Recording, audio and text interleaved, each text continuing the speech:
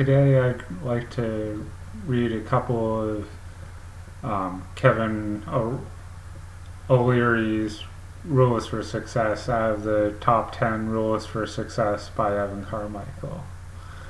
So if you end up having some thoughts, questions, comments, please feel free to join the conversation down below. And if you end up liking the rules, please feel free to hit the like button so I can know to keep making videos like this.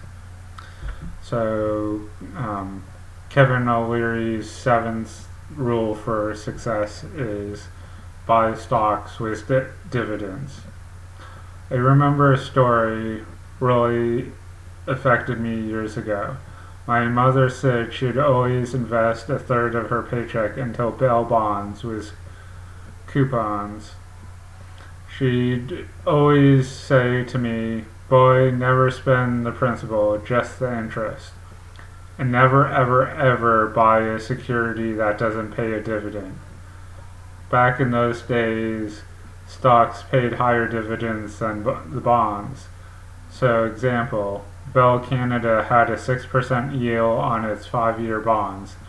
The stock yielded 7 to entice people to take the risk to own an equity. We got lost somewhere between 50s and 60s and 70s, and we actually thought that it was a good investment to buy a stock that didn't pay a dividend, which to me is insane. So I wanted to found a firm on that. My mother's basic concept, because she died a few years ago and I was executor for her estate, and I looked at her portfolio, which she never shared with anybody. But 40 years, compounded dividends and bonds, 73% of the market returns in the last 40 years came from dividends, not capital appreciation, and she knew that intuitively. That's how we built the foundation of O'Leary Funds. We listened to Mom. We don't own a single security that doesn't pay a dividend. I will never buy a stock in my life that doesn't pay a dividend. If it's not returning cash to me, it's a speculation.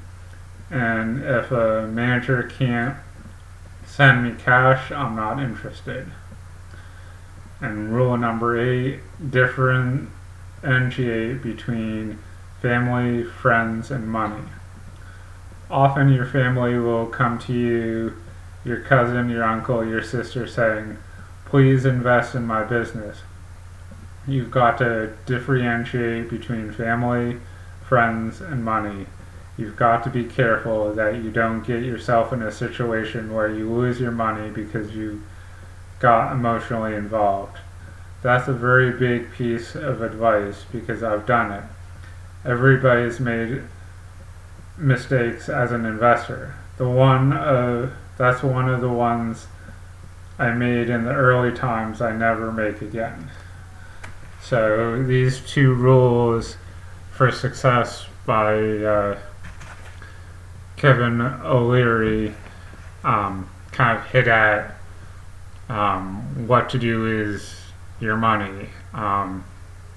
The first one was buying stocks with dividends, which, stocks with dividends pay you money back, which is why they're more enticing than just a regular old stock that you would only make money if you sold it at a higher price than you bought it. And I believe if you, when you sell stocks, you have to report on your taxes as capital gain, I believe, which is taxed differently than income taxes. You're not paying the same taxes you would from working, but you're still getting taxed on your money. So if you buy a stock at $5 and you don't have any dividends from it, so you sell it at 5.50.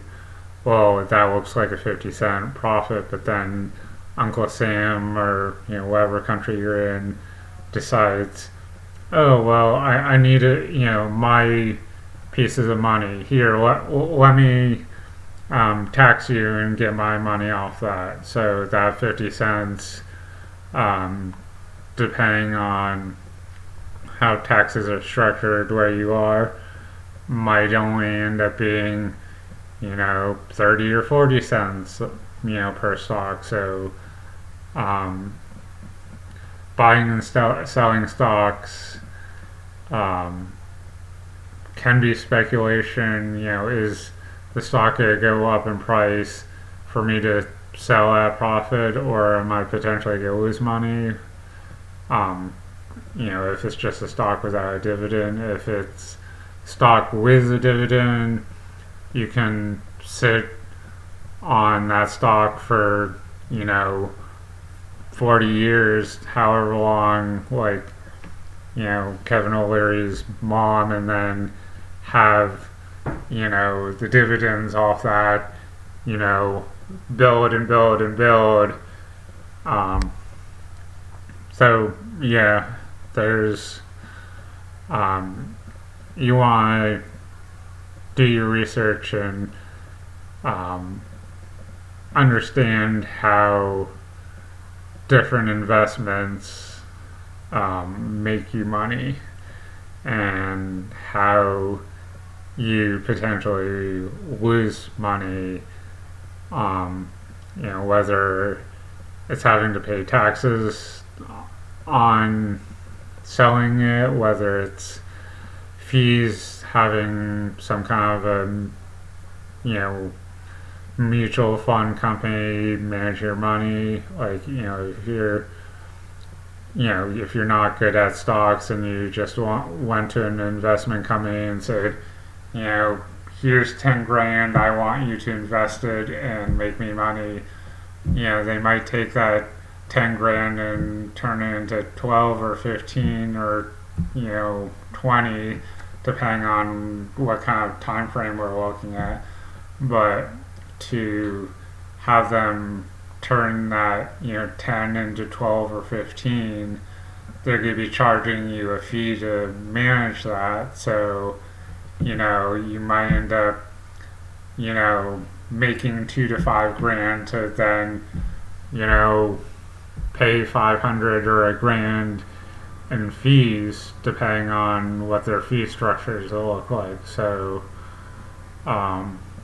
you just have to know upfront what you're getting into, so you can make money and limit how much you're losing in the process of making the money. Because if you have money to invest, you don't want to lose money, and when you do make money, you want to maximize how much money you're making. You don't want to make 10% on your investment to then either have fees or taxes take out 2 to 3% of that if you can help it. And then the other rule was differentiating between family, friends, and money, where Kevin O'Leary talked about